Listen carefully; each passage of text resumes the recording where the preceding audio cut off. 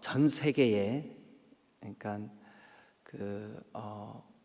유럽이나 미국이나 통틀어서 전 세계에 해외 선교라고 하는 개념이 그렇게 분명하게 있지 않을 때, 우리 오늘 찬양 인도한 대학생들처럼 그 대학생들 몇 사람이 야, 우리 이러지 말고 일주일에 한 번 우리 같이 만나서 기도하자. 그래서 그들이 정기적으로 제가 무슨 요일인지는 잘 모르겠지만 한 요일을 정해서 동일한 시간에 그 한 서너 명 대학생들이 모여서 기도를 하기 시작했어요. 그래서 처음에 2명이 3명이 되고 3명이 4명이 되고 한 4명에서 5명 정도 되었을 때 어느 날이었어요.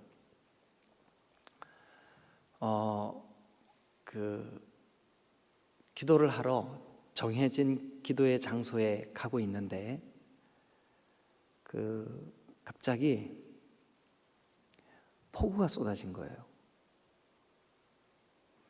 그래가지고 이 청년들이, 이 대학생들이 얼른 그 비를 피하려고 급하게 피한 곳이 어디냐 하면 소와 양에게 먹이려고 건초, 여름에 풀을 막 베가지고 그걸 말려서 건초더미 창고인데 모르고 뛰어 들어갔는데 그 건초더미 창고 안에 들어간 거예요. 그리고 거기서 이제 비를 피하면서 아이고 이거 그치려면 얼마나 더 기다려야 될지 모르니까 오늘은 여기서 기도하자, 이렇게 된 거예요.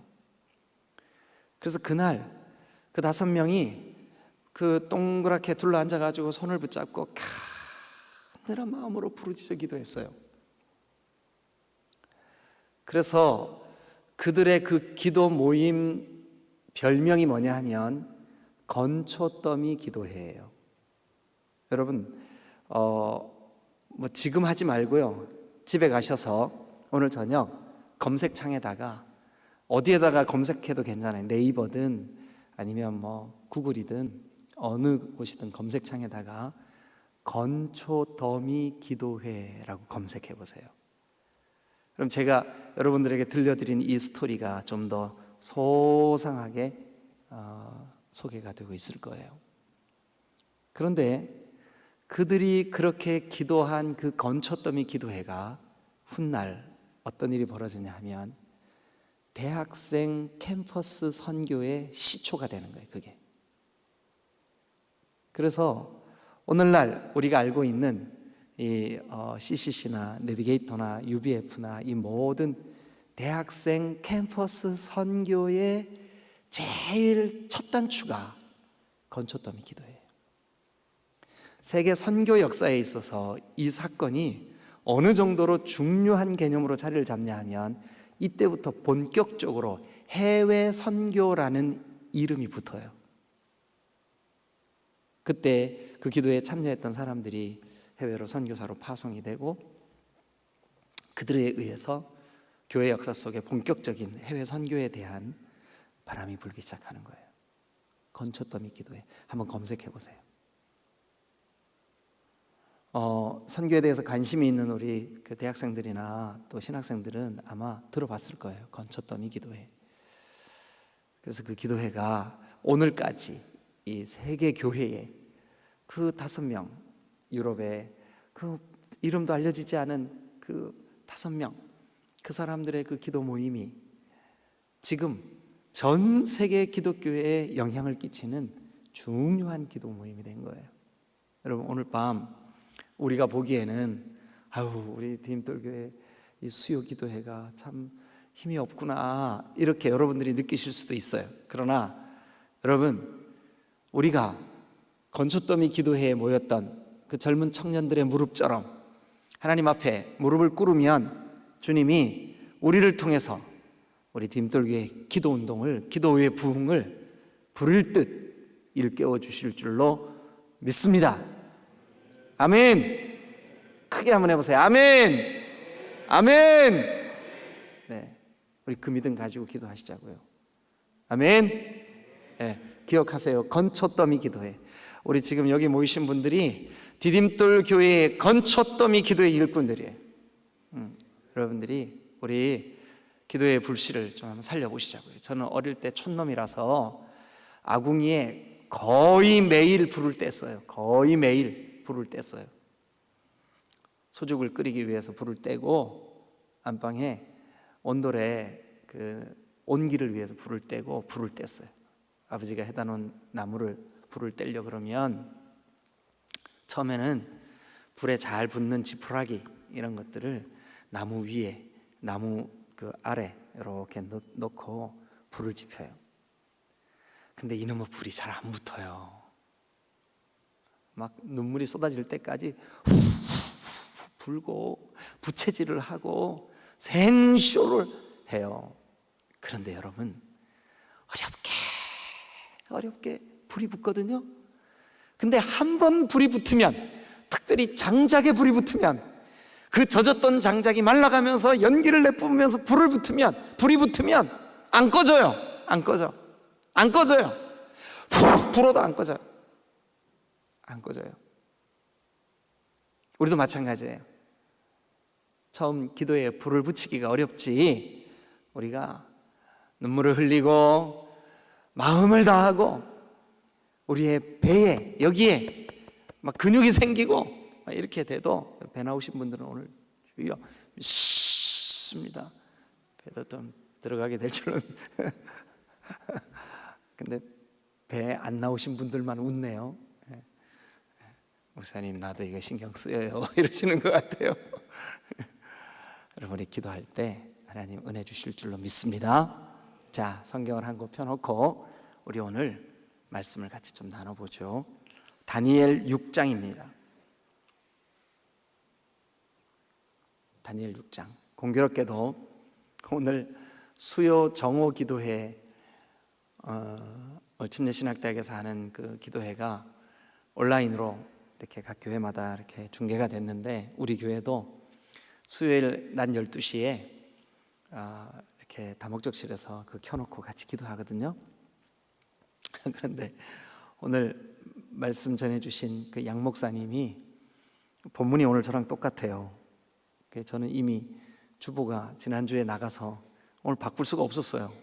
그래서 똑같은 말씀 전하려나 보다 그랬는데 완전히 다르더라고요. 오늘 제가 전하는 말씀의 방향과 완전히 다릅니다. 그러니까 오늘 낮에 6장 10절로 말씀을 들었던 분들도 눈을 좀 크게 뜨고, 오늘 이 시간이 여러분 피곤한 시간이시죠? 또 특별히 특세 기간이라 가지고 여러분 많이 졸리실 것 같은데, 여러분 눈 크게 뜨고 오늘 다니엘 이 본문의 말씀을 좀 따라오면서 정말 내 기도해야 되겠구나 이런 마음 가지고 좀 우리 같이 기도하는 시간을 갖도록 하죠. 자, 1절부터 10절을 제가 말씀을 드릴 텐데 10절만 읽겠습니다. 1절부터 10절을 가지고 본문으로 제가 오늘 설교하고 기도하겠습니다. 말씀 붙잡고 기도할 텐데, 자, 우리 10절만 다 같이 한 목소리로 시작. 다니엘이 이 조서에 왕의 도장이 찍힌 것을 알고도 자기 집에 돌아가서는 윗방에 올라가 예루살렘으로 향한 창문을 열고 전에 하던 대로 하루 3번씩 무릎을 꿇고 기도하며 그의 하나님께 감사하였더라. 네, 자, 여러분 이제 고개를 한번 들고 저를 한번 쳐다보세요. 다니엘이 살던 시대, 특별히 오늘 6장이 기록됐을 때 다니엘의 연세는 그냥 간단하게 계산을 해도 80이 넘은 노인이에요. 80이 넘었어요. 요 지금 6장 상황이 80이 넘은 노인이에요. 그런데 이 노인이 지금 15살 때쯤, 그것도 그 나이가 정확하진 않아요. 하여튼 청소년기에 15살 때쯤 바벨론의 포로로 끌려가요. 나라가 망했어요. 바벨론에 의해서 나라가 망했다고요. 그러니까 패망한 나라의 젊은 청소년이 그들을 멸망시킨 바벨론의 포로로 끌려온 거예요. 우리나라로 말하면 일제강점기에 대전에 살던 아무개가 저 바다 건너 일본으로 끌려간 거예요. 그곳에서 정말 진실되게 그 청소년기까지 몸에 익었던, 청소년기까지 자기가 믿었던, 청소년기까지 규례와 법도를 배웠던 하나님을 향한 신앙을 잃지 않고 이 다니엘이 자기를 더럽히지 않으며 하나님을 잘 섬겨서 연세가 80까지 되었어요. 그러던 어느 날 이 다니엘이 그 바벨론 제국이 한번 바뀌어요.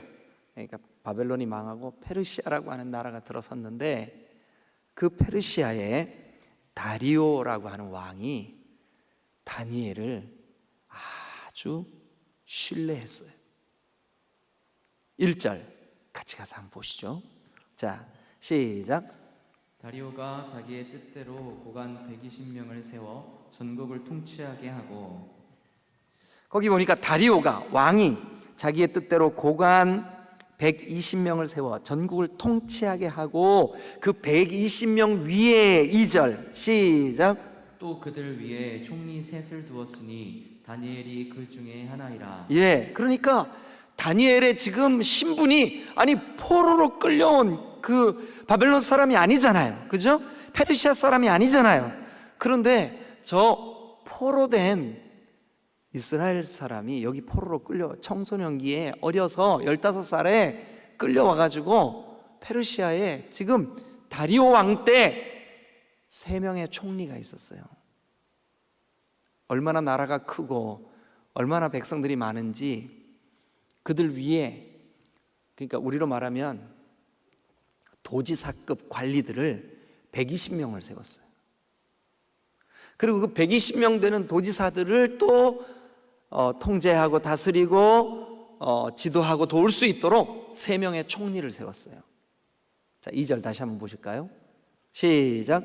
또 그들 위에 총리 셋을 두었으니. 총리 몇 명을 두었어요? 셋. 그러니까 이 바벨론 혹은 페르시아예요, 페르시아.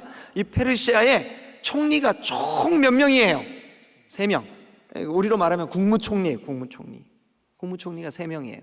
근데 다니엘이 그 중에 하나이라. 그래서 이제 그 다음, 자 시작. 이는 고관들로 총리에게 자기의 직무를 보고하게 하여 왕에게 손해가 없게 하려 함이었더라. 네, 그러면 여러분 우리가 한번 상식적으로 한번 생각해 보시자고요. 내가 만약에 그 120명, 그러니까 도지사급 혹은 시장급 관료예요. 그런데 그 포로로 끌려온 저 이스라엘의 그 아주 조그만한 나라에서 끌려온 저 포로된 주제에 지금 총리가 돼가지고 나를 지금 통제하고 있단 말이에요. 여기 성경에 그렇게 돼 있죠, 그죠? 예, 고관들로 총리에게 자기의 직무를 보고하게 하고. 그러니까 여러분 그 페르시아 사람 혹은 바벨론 사람이 다니엘한테 가서 보고하려고 그럴 때 속이 어떨 것 같아요? 기분이 어떨까요? 좋겠죠? 꿀꿀하겠죠? 기분 나쁘겠죠?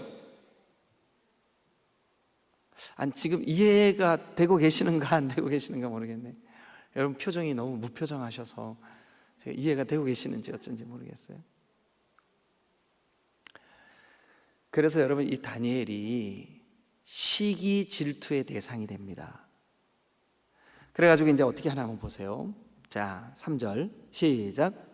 다니엘은 마음이 민첩하여 총리들과 고관들 위에 뛰어나므로. 예, 총리들 셋 중에도 다니엘이 가장 뛰어난 거예요. 어떻게 해요? 마음이 아주 민첩하여. 그러니까 아주 얼마나 지혜롭고 얼마나 이 사람이 막 정확한지 총리들 위에 아주 뛰어났어요. 고관들 위에 아주 뛰어났어요. 그래서 왕이 글을 세웠어요. 글을. 이게 지시대명사거든요. 글을 세웠어요. 누군데요? 다니엘. 예.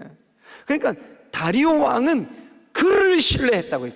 글을 아주 존중했어요. 그래서 글을 세워 전국을 다스리게 하고자 한지라. 다리오 왕의 계획 속에 다니엘이라면 이 전국을 통치할 수 있을 거야. 다스리게 하고자 했어요. 그러니 여러분, 그 나라에서 나고 자란 사람들, 예? 그러니까 순전히 만약 우리가 일제강점기라면 일본 사람 입장에서 이 조선 사람이 치고 올라가더니 왕 다음으로 높은 국무총리가 됐어. 근데 얼마나 마음이 민첩하고 똑똑한지 왕조차도 아주 전적으로 신뢰하는 사람이 됐어. 일본 사람 입장에서 어떨까요, 기분이? 아까 물었는데 왜 또 물으세요? 그 표정인데 꿀꿀하겠죠. 네, 그런 상황이라고요. 자, 그래서 4절 시작.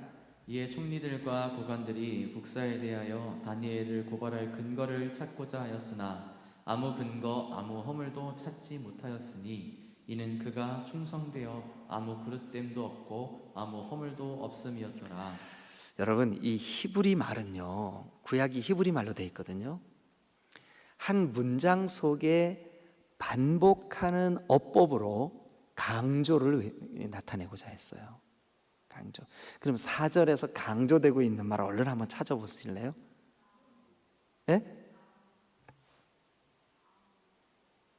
아무. 아무. 예, 그거는 이제 표현하는 말이니까. 그래요, 아무. 근데 아무 뭔데요? 허물. 그죠? 또 그들이 고발할 근거. 그죠? 예. 그 허물이라고 하는 말이 2번 반복되죠. 그죠? 예. 근데 다니엘에게는 허물이 없었어요. 고발하고 싶어도 고발할 거리를 찾을 수가 없었어요. 아니, 털어서 먼지 안 나는 인생이 어디 있어? 그런데 그 사람 털었는데 먼지가 안 났어. 정훈아, 먼지가 안 났대. 그래가지고 그러니까 아무 허물도, 아무 흠도 허물도 없는 다니엘이었었어요. 여러분, 사실 성경 전체를 통틀어서 흠이 없는 인생으로 그려지고 있는 사람은 딱 2사람밖에 없어요. 예수님까지 딱 3분 나와요. 바울도 실수한 얘기 나오고, 베드로도 실수한 얘기 나오고, 모세도 실수한 얘기 나오고, 아브라함도 실수한 얘기 나오고, 다 이게 일생을 그려주고 있는, 일생을 그 성경이 소개하고 있는 인물 중에 그들의 실수가 기록되지 않은 인물은 딱 3분밖에 없어요. 요셉, 다니엘, 예수님.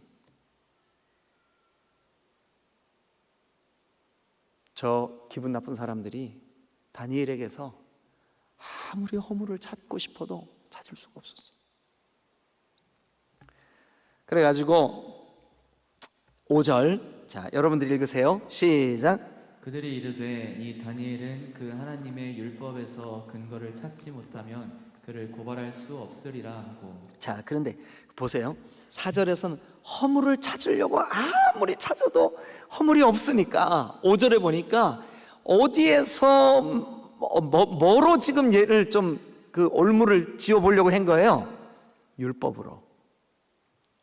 그러니까 철저하게 이 다니엘이 뭐를 준수하고 있었다는 것을 고관들이 알았어요. 저 이방 족속들이, 저 바벨론 사람들이, 성경도 모르는 사람들이, 저 다니엘은 철저하게 하나님의 법, 하나님의 율법, 하나님의 그 규례, 명령, 법도 그것을 정확하게 지키는 사람이다 라고 하는 것을 알아서, 그래, 그걸로 올무를 만들자,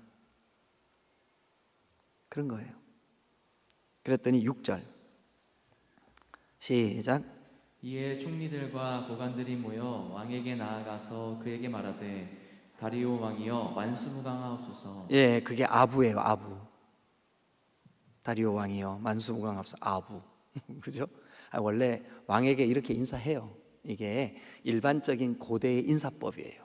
근데 어쨌든 왕의 마음을 살려고 총리들과 고관들이 이 경쟁자인 다니엘을 어떻게 해서든지 좀 함정에 빠뜨리려고 지금 그렇게 하는 거예요. 그러면서 자, 7절 시작. 나라의 모든 총리와 지사와 총독과 법관과 관원이 의논하고 왕에게 한 법률을 세우며 한 금령을 정하실 것을 구하나이다. 왕이여, 그것은 곧 이제부터 30일 동안에 누구든지 왕 외에 어떤 신에게나 사람에게 무엇을 구하면 사자굴에 던져 넣기로 한 것이니이다. 자, 밑줄을 그으면서 좀 설명을 써보세요. 신에게나 사람에게 무엇을 구하면 그게 기도예요. 기도.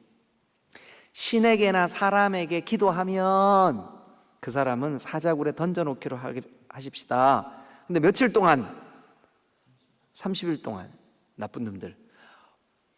이게 만약에 법이면 30일만 유효하고 31일째부터 무효하면 이게 법이에요, 아니에요? 법이 아니에요. 이게 사탄 마귀의 전략이에요. 여러분, 자, 그러면 이제 간단하잖아요. 보세요. 다니엘이 이걸 이제 알았어요. 이 사람이 아까 뭐래요?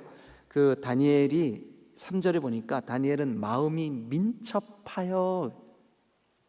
마음이 민첩하다는 것은 아주 지혜롭고 총명하고 아주 다른 사람들의 마음을 잘 읽어내는 그런 힘이 있다는 거예요. 그러니까 이거 자기 잡으려고, 자기 죽이려고 올무지운다는 것을 누구보다도 잘 알아요. 근데 그 올무지울 기간이 며칠이에요? 30일. 그러니까 30일만 다른 사람들 눈에 안 띄게 혼자 골방에 가서 기도하면 돼. 그렇잖아요, 그죠? 네. 그런데 다니엘 어떻게 하나 한번 보시자고요. 자, 이제 다리오 왕이 총리들과 지사와 총독과 법관과 관원 그들이 세우자고 한 그 법률, 그 금령 거기에 도장을 꽝 찍었어요. 어인을 찍었어요. 오케이, 허락을 했어요. 자, 그래서 10절 다 같이 읽습니다. 이게 오늘 아까 우리가 처음 시작할 때 읽었으면서 동시에 오늘 우리가 한번 깊이 고민해 봐야 될 말씀입니다. 자, 시작. 다니엘이 이 조서에 왕의 도장이 찍힌 것을 알고. 잠깐만요. 그것을 알고도 라고 하는 말은 다른 말로 뭘까요? 자기가 기도하면 죽을 것을 알고도, 그죠? 자기를 잡으려고 함정을 파는 사실을 알고도, 그죠? 네, 알고도 어떻게 했을까요? 자기 집에 돌아가서는 네. 윗방에 올라가 네. 예루살렘으로 향한 창문을 열고 전에 하던 대로 하루 3번씩 무릎을 꿇고 기도하며 네. 그의 하나님께 감사하였더라. 여러분, 궁금한 거, 왜 하루 3번 기도했지? 그리고 왜 하필 저 자기를 올무지우는 사람들이 다 볼 수 있게 창문을 열고 기도했지? 왜 예루살렘을 향해서 기도했지? 안 궁금하세요? 그냥 그랬나 보다 그러셨어요? 왜 하루 3번 기도했냐 하면요, 자, 우리 성경을 좀 빠른 속도로 찾으면서 한번 보죠. 누가복음 1장 10절을 한번 열어보세요. 누가복음 1장 10절 시작. 모든 백성은 그 분향하는 시간에 밖에서 기도하더니. 분향하는 시간에 밖에서 기도해요. 제사장들이 제비를 뽑아가지고 분향할 사람을 뽑아요. 근데 분향할 제사장이 하루에 2번 분향을 해요. 아침에 1번, 저녁에 1번. 그래서 성경에는 아침 제사, 저녁 제사로 나와요. 이게 매일 하는 상번제라는 이름의 제사예요. 아침에 1번, 저녁에 1번. 근데 잘 들으셔야 됩니다. 아침에 분향하는 시간이 제3시. 아침에 분향하는 시간이 몇 시라고요? 제3시. 요 제3시가 오늘날 한국 시간으로 하면 오전 9시. 유대인들의 시간으로는 제3시. 이해가 되셨죠? 예. 그 다음에 저녁 분향하는 시간은 언제냐 하면 제9시. 그러니까 우리나라 시간으로 하면 몇 시냐 하면 오후 3시. 그런데 이제 그 마음을 가지고, 그러니까 아침에 1번, 저녁에 1번 제사장들이 분향할 때 백성들은 뭐 하고 있나 한번 보시자고요. 누가복음 1장 10절을 다시 한번 읽어보세요. 자, 시작. 모든 백성은 잠깐만요. 어떤 백성은요? 모든 백성은 일부 백성, 그죠? 모든 백성은 디딤돌 교회 다니는 사람들만, 그죠? 모든 백성이에요. 모든 백성, 모든 이스라엘 백성, 모든 하나님의 백성, 모든 백성은 그 뭐하는 시간에? 분향하는 시간에. 그러니까 그 분향하는 시간이니까 최소한 분향하는 시간, 하루에 2번 분향하는데 아침 제사, 저녁 제사. 그러니까 아침 제사는 오전 9시, 저녁 제사는 오후 3시. 그러니까 이 분향하는 시간, 모든 유대인들은 반드시 그 시간에 제사장이 분향하는 시간이다. 이 시간에 마치 향의 연기, 향연이 천사들의 그 그릇에 받들려서 하나님 앞에 보좌 앞까지 올려드려지는 것처럼, 계시록에 나옵니다. 계시록 8장에 올려드려지는 것처럼 오늘 이 시간, 이 분향하는 시간에 내가 기도하면 이 기도가 하나님께 올려드려질 거야. 그래서 백성들은 그 시간에 뭐 할까요? 기도합니다. 기도. 분향하는 시간에 기도하는 거예요. 그래서 이 유대인들은 누구나 예외 없이 아침 제사 오전 9시, 유대인의 시간으로는 제3시, 그리고 저녁 제사 제9시, 유대인의 시간으로 오늘 우리의 시간으로는 오후 3시, 하루에 2번은 반드시 기도를 해요. 그런데 분향하는 제사장들이 그 아침 제사, 저녁 제사에 분향을 하고 이제 중간에 딱 중간 시간, 그러니까 그게 몇 시일까요? 오전 9시와 오후 3시에 딱 중간 12시죠. 그게 유대인의 시간으로는 몇 시일까요?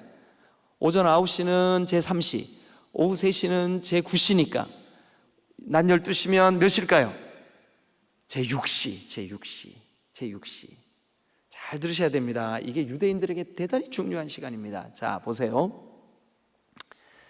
예수님이 십자가에 달린 시간이 몇일까요? 성전사님 혹시 뭐 먹을 거나 뭐 없어? 아니 누가 알아맞히면 주려고. 생수?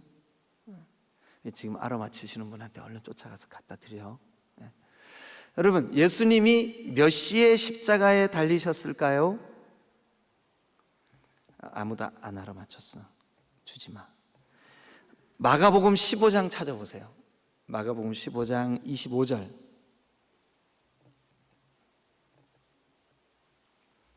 마가복음 15장 25절, 24절, 25절 두 절을 크게 읽습니다. 시작. 십자가에 못 박고 그 옷을 나눌세 누가 어느 것을 가질까 하여 제비를 뽑더라. 15절 다 같이 시작. 때가 제3시가 되어. 다시 한번 몇 시라고요? 때가? 제3시가 되어. 아까 제3시가 뭐 하는 시간이래요? 제사장이 뭐 하는 시간이래요? 분향하는 시간이라 그랬잖아요. 분향. 아침 제사 시간. 네. 근데 제3시에 예수님이 어떻게 됐어요? 십자가에 못 박히신 거예요. 못 박히신 거예요. 그리고 그러면 예수님이 운명하신 시간, 즉 숨이 끊긴 시간은 몇일까요? 자, 성경 찾습니다. 마가복음 15장 34절, 33절부터 읽어주세요. 33절, 34절, 35절, 36절, 37절, 33, 34, 33절 읽으세요. 시작. 제6시가 되매 온 땅이 어둠이 임하여 제9시까지. 그러니까 제6시면 아까 몇 시라 그랬죠? 12시. 그때부터 어디에 어둠이 임했어요? 온 땅이 낮 12시에 온 땅이 깜깜해졌어요. 그래가지고 그 어둠이 몇 시까지 이어졌어요? 제9시까지 이어졌어요. 그래서 제9시 34절 시작. 제9시에 예수께서 크게 소리 지르시되 엘리 엘리 라마 사박다니 하시니, 이를 번역하니 나의 하나님 어찌하여 나를 버리셨나이까 하는 뜻이라. 이게 시편 22편 1절에 요 문장 문구 똑같이 예언되었어요. 똑같이 한 자도 틀리지 않고. 근데 아람 말로는 엘리 엘리 라마 사박다니, 히브리 말로는 엘리 엘리 라마 아잡타니. 시편 22편 1절. 나의 하나님 어찌하여 나를 버리셨나이까. 나의 하나님 어찌하여 나를 버리셨나이까? 어찌 나를 멀리하여 돕지 아니하시오며 내 신음소리를 듣지 아니하시나이까? 나의 하나님 어찌하여 나를 버리셨나이까? 요게 시편 22편 1절에 다윗이 예수님이 이 땅에 오시기 1000년 전에 예수님의 죽으심을 예언해 놓은 성경 구절이에요. 그런데 누가복음 15장 계속해서 조금만 더 보시죠. 자, 뭐라고 보시냐 하면 37절 읽으세요. 누가복음 15장 37절 시작. 예수께서 큰 소리를 지르시고 숨지시니라. 그러면 그 숨지신 시간 얼른 몇 시예요? 그 숨지신 시간이 제9시. 어디 나와요? 34절. 그러면 몇 시부터 제9시까지 온 땅이 어둠으로 가득했어요? 빛을 잃어버렸어요? 6시부터. 자, 그러면 이제 다시 한번 보세요. 여러분, 이게 얼마나 기가 막히냐면, 이게 얼마나 기가 막히냐면, 자, 아침 제사와 저녁 제사 드릴 때 백성들은 그 시간에 뭐 할까요? 기도한다고, 기도. 그러면 오늘 우리가 기도회로 모였잖아요. 기도가 뭔지를 알아야 될 거 아니에요. 기도가 뭐냐 하면 나를 하나님께 제물로 올려드리는 거예요. 나를 하나님께 제물로 올려드리는 거예요. 그러면 하나님이 받으시는 제물은 뭐 다리를 절고 한쪽 눈이 없고 그냥 허물도 많고 흠도 많고 그래도 되지요? 안 되죠? 되지요? 좀 뭐라고 대답 좀 해보세요. 돼요, 안 돼요? 안 돼요, 안 돼요, 안 돼요. 그러니까 아까 다니엘 뭐라 그랬어요? 아무리 그 대적자들이 다니엘에게서 허물을 찾아도 아무 허물도 아무 잘못도 발견했어요, 못했어요? 못했어요.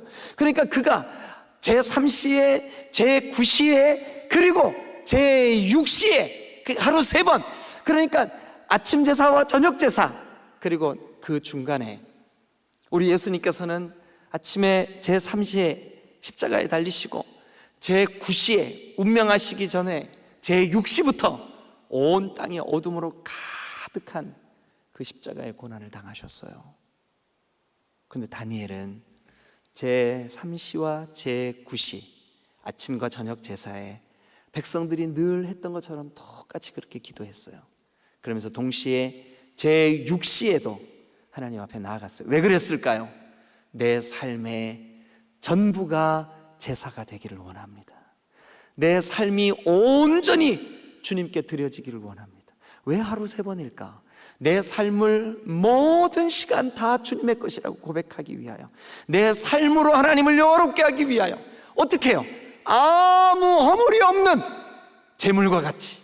그러니까 기도는 제물이 되어 하나님께 올려드려지는 소중한 향기인 줄로 믿으시기를 축원합니다. 이게 그런 의미가 있는 거예요. 그런 의미가 있는 거예요. 자, 여러분, 그러니까 이 기도를 다니엘이, 사탄 마귀는 어떻게 하냐면 한 달만 기도하지 마. 한 달만 기도하지 마. 여러분, 저는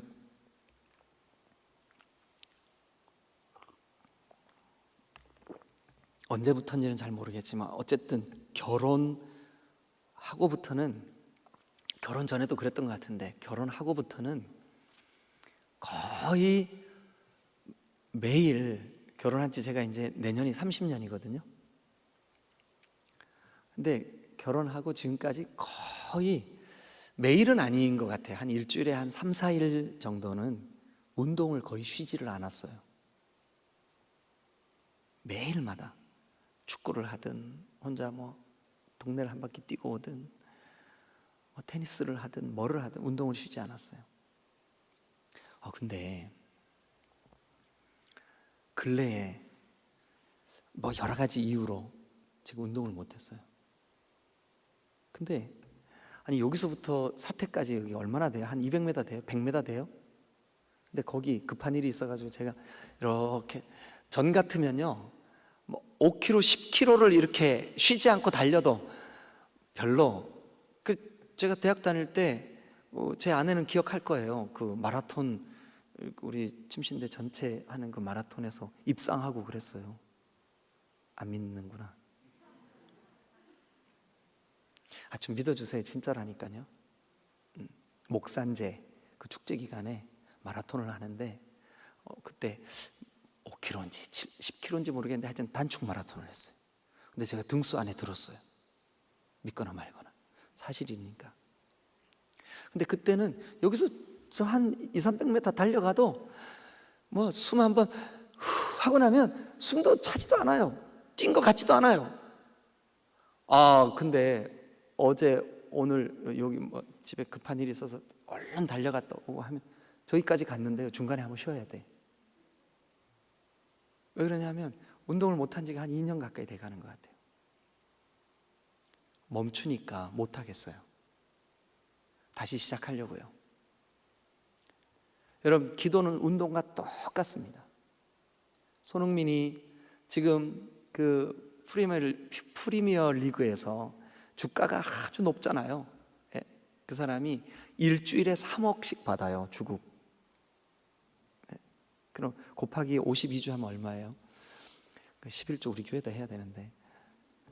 근데 암튼 그 손흥민이 매일마다 이제 그렇게 운동을 하고 자기 몸을 관리하고 그렇게 해요. 근데 그 사람이 한 달 동안 운동을 딱 멈췄다.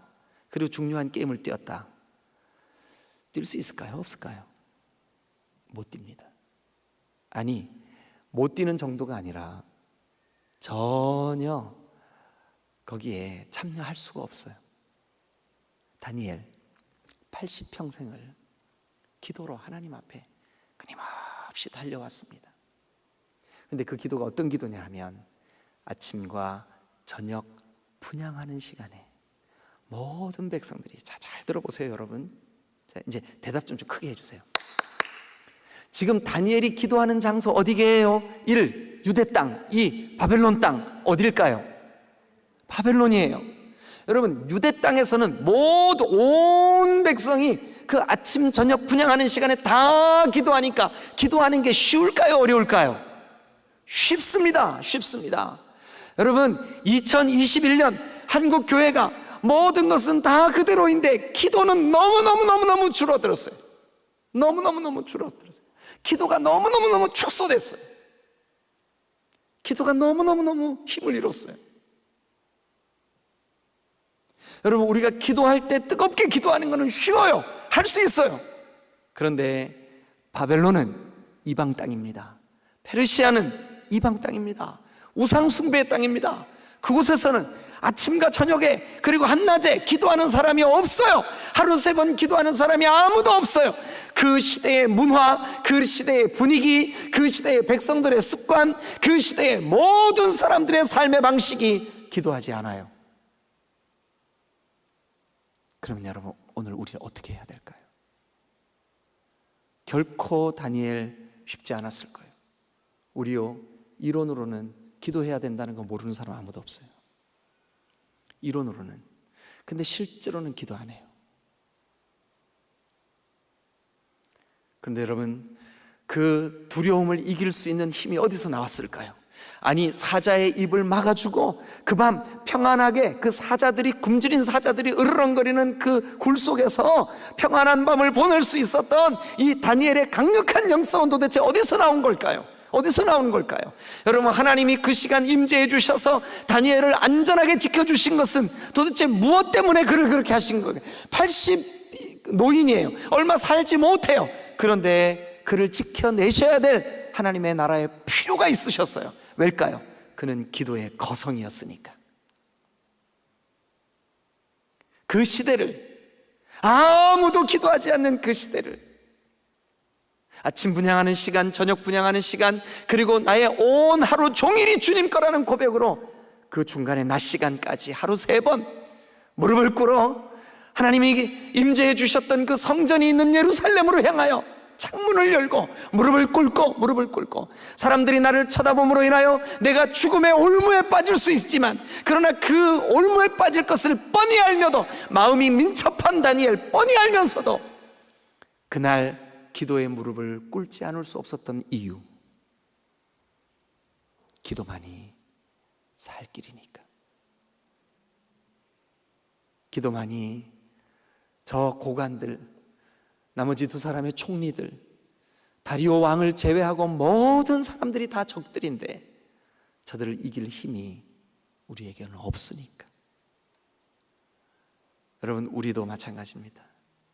이 코로나의 상황이나 또 이 대한민국의 정서, 지금 교회에 대한 혐오, 이 모든 것들을 이길 힘이 사실 우리에게 없어요.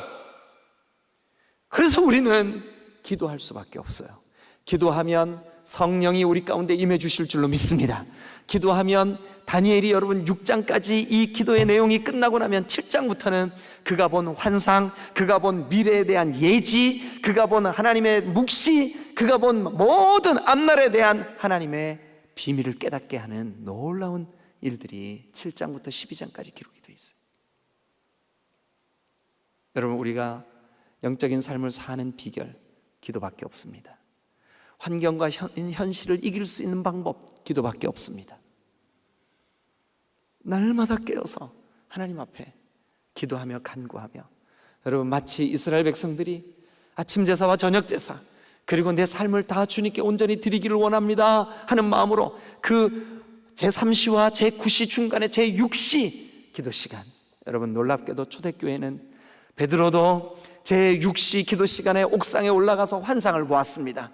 고넬료를 만나는 사건 이전에 그 베드로가 기도했던 그 시간은 이스라엘 백성들이 온전히 하나님, 내 하루의 온종일이 주님 겁니다 라고 고백하는 사람들마다 제6시 기도 시간이 있었습니다.